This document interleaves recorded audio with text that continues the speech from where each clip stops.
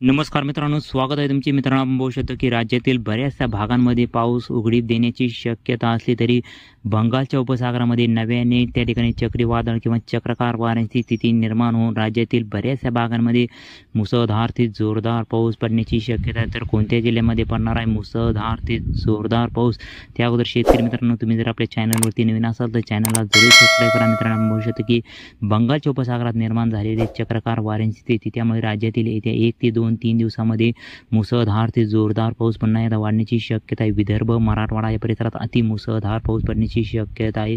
सांगली, सातारा, कोल्हापूर, सोलापूर या पट्ट्यांना देखील जोरदार पाऊस वाढण्याची शक्यता आहे. नागपूर, जालना या परिसरात देखील जोरदार, नांदेड, चंद्रपूर, भंडारा, गोंदिया या परिसरात वादळी वाऱ्यासह जोरदार ते मुसळधार पाऊस या चक्रीवादळामुळे पडण्याची शक्यता आहे. नाशिक, सांगली, सातारा, कोल्हापूर, सोलापूर, नगर, पुणे या परिसरात देखील जोरदार ते मुसळधार पाऊस वाढण्याची शक्यता आहे. आपण बघू शकतो की मुंबई, ठाणे, रायगड या कोकण किनारपट्टीला देखील हलका ते मध्यम पाऊस वाढण्याची शक्यता आहे. परंतु येत्या 1 ते 2 दिवस त्या ठिकाणी राज्यातील बऱ्याचशा भागांमध्ये पाऊस उघडीप देण्याची शक्यता आहे. परंतु येत्या काळामध्ये राज्यातील अनेक ठिकाणी जोरदार ते मुसळधार वादळी वाऱ्यासह पाऊस हजेरी लावण्याची शक्यता आहे. धन्यवाद मित्रांनो.